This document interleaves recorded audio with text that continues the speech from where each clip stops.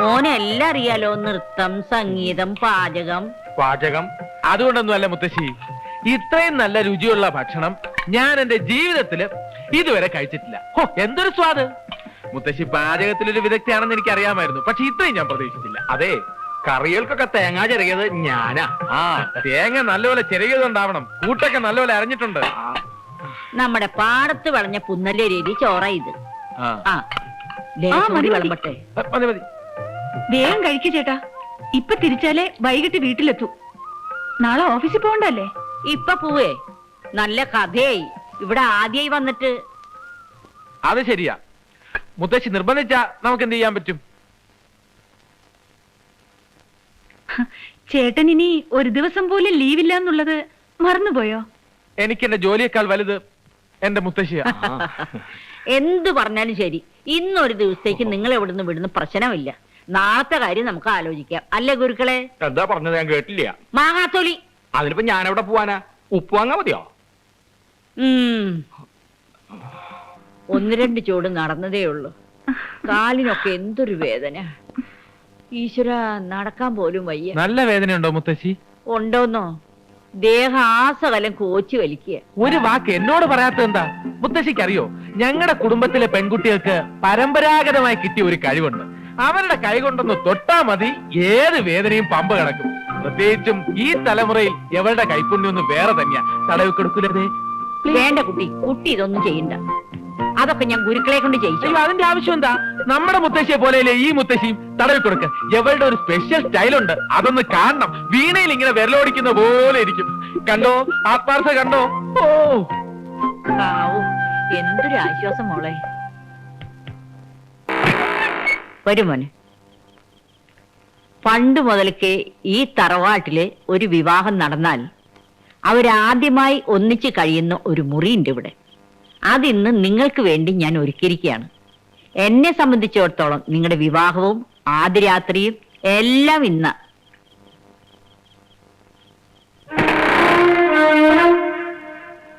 വരൂ.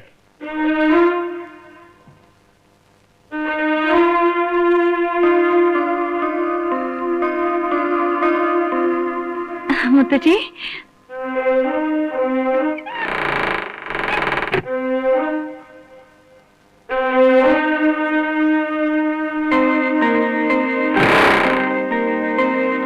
മുത്തശ്ശി, ഞാനെന്നാ വേണ്ട, കുട്ടി ഇന്ന് എന്നോടൊപ്പം കിടന്നാ മതി. നേരത്തെ കുട്ടി എന്റെ കാല് ഒഴിഞ്ഞു തന്നപ്പോ എന്തൊരു ആശ്വാസമായിരുന്നു. ഇന്ന് രാത്രി കുട്ടി എന്റെ ദേഹ ആസകലൊന്ന് ഒഴിഞ്ഞു തരണം.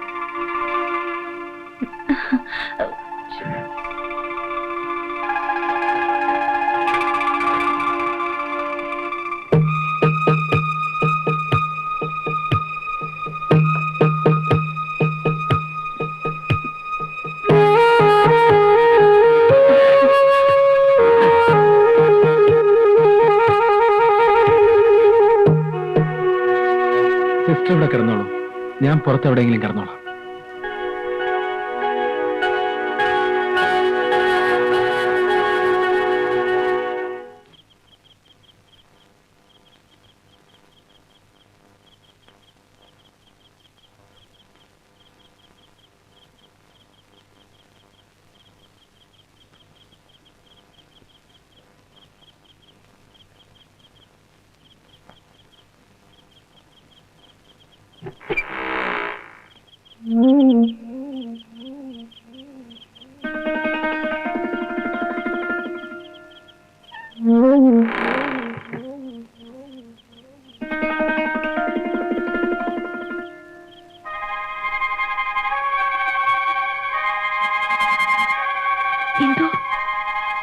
എന്തോ കഥ ഓർക്ക്. അയാളെ പുറത്തിറക്കി വിട്. അയാൾ പോയി.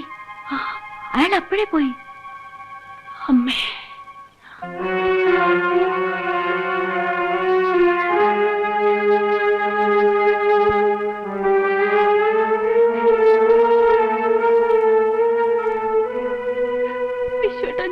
മതി, കൂടുതലൊന്നും പറയണമെന്നില്ല. ഞാൻ ഇവിടെ ഇല്ലായിരുന്നപ്പോ എവിടെന്നോ വലിഞ്ഞു പറയുന്ന ഒരുത്തനെ വീട്ടിൽ കയറ്റി താമസിപ്പിക്കുക, ഭർത്താവാണെന്ന് പറഞ്ഞ് അവനെയും കെട്ടിയിരുന്ന വിളിച്ച് മുത്തശ്ശിയെ കാണാൻ പോവുക. ഞാനെന്നല്ല വേറെ ആര് കേട്ടാൽ ഇതൊന്നും സമ്മതിച്ചു തരാൻ പോണില്ല. എന്താ ഇത്, വെള്ളരിക്കാ പട്ടണം? നടന്നതൊക്കെ ഞാൻ വിശ്വനോട് പറഞ്ഞല്ലോ. ശരിയാ, തെറ്റ് തന്നെയാ. പക്ഷെ സത്യം തുറന്നു പറഞ്ഞ വിശ്വൻ എന്നെ മനസ്സിലാക്കുന്നു കരുതി. വിശ്വ, മറ്റുള്ളവർ പറയുന്നത് കേട്ട് ഞങ്ങളെ തെറ്റിദ്ധരിക്കരുത്. അറിഞ്ഞുകൊണ്ട് ഒരു തെറ്റും ഞങ്ങൾ ചെയ്തിട്ടില്ല. ക്ഷമ ചോദിക്കാൻ പോലും അർഹതയില്ലെന്നറിയാം. എന്നാലും അതല്ല,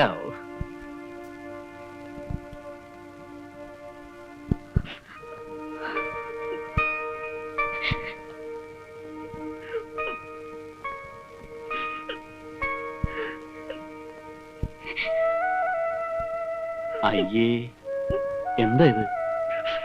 ഇന്ദുക്കുട്ടി ഒന്ന് ആലോചിച്ച് നോക്കി. ഈ വിശ്വട്ടിന് മോളല്ലാതെ പിന്നെ ആരാ ഉള്ളത്? അപ്പൊ പിന്നെ മോളെ കുറിച്ച് ആരെങ്കിലും എന്തെങ്കിലുമൊക്കെ പറഞ്ഞ ഞാൻ എങ്ങനെ സഹിക്കുക? പിന്നെ ഇങ്ങനെ ഒരു സാഹചര്യത്തിൽ ഇന്ദുക്കുട്ടി പരിഭവിക്കുന്നതിൽ തെറ്റൊന്നുമില്ല. താൻ പറഞ്ഞതിലും തെറ്റൊന്നുമില്ലടോ. ചുരുക്കി പറഞ്ഞ നിങ്ങളുടെ രണ്ടുപേരുടെയും ഭാഗത്തും ഒരു തെറ്റുമില്ല.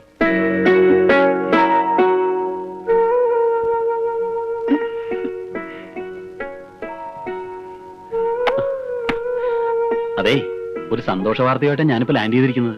മദ്രാസിൽ നിന്ന് ഫൈനാൻസ് എല്ലാം ശരിയായി. അടുത്ത് തന്നെ കസ്റ്റമേഴ്സിന്റെയും മറ്റുള്ളവരുടെയും എമൗണ്ട് നമ്മൾ സെറ്റിൽ ചെയ്യുന്നു, സ്റ്റേ വെക്കേറ്റ് ചെയ്ത് വാങ്ങുന്നു, ഇന്ദുമതി കൺസ്ട്രക്ഷൻസ് കംപ്ലീറ്റ് ചെയ്യുന്നു. എന്നിട്ട് അതിന്റെ ഏറ്റവും മുകളിലത്തെ നിലയില് mister Viswanathan, Mrs Indu Viswanathan, baby Anju Viswanathan, baby Sanju Viswanathan, baby Manju Viswanathan. അയ്യോ, അപ്പൊ പെൺകുട്ടികൾ മാത്രം മതിയോ? പോരാ, master Vinay Viswanathan, master Vineeth Viswanathan, master Vinu Viswanathan. അയ്യോ, ഇടിച്ചതിന്റെ ലിവറിളക്കി കളയും. പെണ്ണുങ്ങളെ കമലടിക്കുന്നോളാം. ഇങ്ങനെ പറയുന്ന ഒരു പോലീസുകാരനെ ഒരു മീശയില്ലാതെ സങ്കല്പിച്ച് നോക്കിയ സുഹൃത്തുക്കളെ, അതാണ് പറഞ്ഞത്. മീശ മീശ, വരേൻ മീശ, കൊമ്പം മീശ, കൊനസ്റ്റ് മീശ, പോലീസ് മീശ, പട്ടാള മീശ, കായംകുളം കൊച്ചുള്ളി മീശ. ബഹനോർ ഭായിയോ, ലേഡീസ് ആൻഡ് ജെന്റിൽമെൻ, തായ്മാർകളെ, തന്തമാർകളെ, സഹോദരി സഹോദരന്മാരെ, ജീവിതത്തിലും കലാരംഗത്തിലും ഒരുപോലെ ഉപയോഗിക്കാൻ പറ്റിയ വിവിധ തരം മീശകൾ നിങ്ങളുടെ മുമ്പിൽ ഇപ്പോൾ വെച്ചുകൊണ്ടിരിക്കുന്നത് പ്രൊഫസർ കാഞ്ചൻ ജഗ്ഗ. സംപ്രതി വാർത്താഹ പ്രവാചക ബലദേവാനന്ദ സാഗര. സുഹൃത്തുക്കളെ, ദേവാനന്ദനെ പോലെ വലിയ നടന്മാർ ജനക് ജനക് പായൽ ബജെ ജനിച്ചത് മീശയില്ലാതെയാണ്. ദിൽഹേക്ക് മാൻതാ നഹീം. എന്നാൽ ദൈവത്തിന്റെ കൃപ കൊണ്ട് റോട്ടി കപ്പട ഓർ മകാൻ, ചെറിയ കപ്പട മഹാൻ മീശകൾ വച്ച് ലുപ്തര മസ്തര, സ്വന്തം രൂപം പോലും മാറ്റാൻ അവർക്ക് കഴിഞ്ഞു. മുഖദ്ദർ കാ സികന്ദർ, മുഖത്തിന് ചേരുന്ന മീശ ആശിക്ക്. ആരാണ് ആശിക്കാത്തത്? ഒറ്റ നോട്ടത്തിൽ തന്നെ പ്രകടമായി ബുദ്ധിയില്ല എന്ന് നമുക്ക് മനസ്സിലാകുമെങ്കിലും നമ്മൾ ഇയാളെ പേടിക്കുന്നു. കാരണം ഇയാളുടെ മീശ സുഹൃത്തുക്കളെ അറച്ചു നിൽക്കാതെ മടിച്ചു നിൽക്കാതെ കടന്നു വരും. ഒരു ഭാഗ്യക്കുറി ടിക്കറ്റ് എടുക്കുന്നതിനേക്കാൾ എന്തുകൊണ്ട് നല്ലതല്ലേ ഈ മീശ വാങ്ങുന്നത്? ഭാഗ്യക്കുറി ടിക്കറ്റ് എടുത്താൽ സമ്മാനം കിട്ടുമെന്ന് എന്താണ് ഉറപ്പ്? എന്നാൽ ഈ മീശ വാങ്ങിയാൽ നിങ്ങളുടെ മുഖത്ത് ഈ മീശ ഉണ്ടാവുമെന്ന കാര്യത്തിൽ യാതൊരു സംശയവും വേണ്ട. വരൂ വരൂ വരൂ, വിവിധ തരം മീശകൾ. 5 രൂപ, 10 രൂപ, 15 രൂപ, 20 രൂപ. വരൂ, വരൂ വരൂ, വാങ്ങിക്കോളൂ. ക്യൂ നിന്ന് വാങ്ങൂ. തള്ളരുത്, എല്ലാവർക്കും ഉണ്ടല്ലോ. എന്താ അങ്ങനെ? വരൂ വരൂ വരൂ. മീശയും താടിയൊക്കെ സഹായ വിലയാണ്. വാങ്ങിക്കോളൂ, ഓരോരുത്തരായിട്ട് വന്ന് വാങ്ങിക്കോളൂ. ഉണ്ണികൃഷ്ണ, വാങ്ങിച്ചോളൂ. ഈ മീശയും താടിയും വെച്ചാ ആർക്ക് വേണോ ആരെ വേണമെങ്കിലും പറ്റിക്കാം, തിരിച്ചറിയാൻ പറ്റില്ല. ഉണ്ണികൃഷ്ണ ഇങ്ങോട്ട് വന്നേ. ചിലപ്പോ ഈ താടിയും മീശയും വെച്ചാ പരിചയമുള്ള ആൾക്കാരാണെന്ന് നമുക്ക് സംശയം തോന്നുവരെ ചെയ്യും. ഉണ്ണികൃഷ്ണ,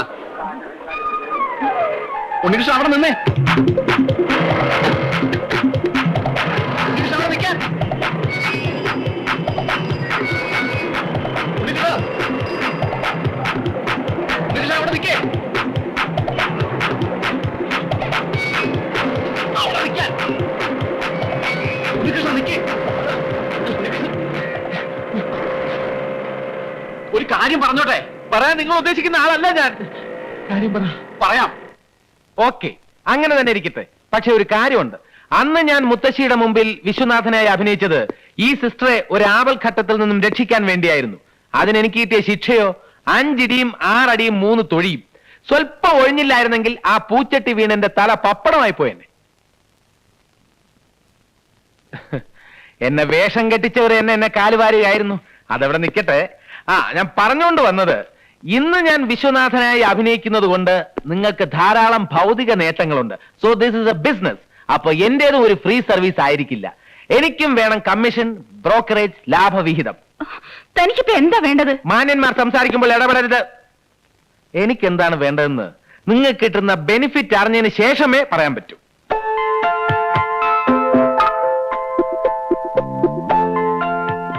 അതൊക്കെ എന്ത് വേണമെങ്കിലും തരാം. പക്ഷേ ഒന്ന് മാത്രം മനസ്സിലാക്കിയാൽ മതി, ഇക്കാര്യത്തിൽ നമ്മൾ തമ്മിലുള്ള പരസ്പര ധാരണയും വിശ്വാസമാണ് വേണ്ടത്. ഉണ്ണികൃഷ്ണന് ഇതൊരു ബിസിനസ്സും കോൺട്രാക്റ്റും ഒക്കെ ആയിരിക്കും. പക്ഷേ എനിക്ക് അതിനപ്പുറത്ത് പലതുമാണ്. അയ്യോ, ഞാൻ ആ ഉദ്ദേശത്തിലല്ല പറഞ്ഞത്. എന്നെ നിങ്ങൾക്ക് വിശ്വസിക്കാം എല്ലാ അർത്ഥത്തിലും.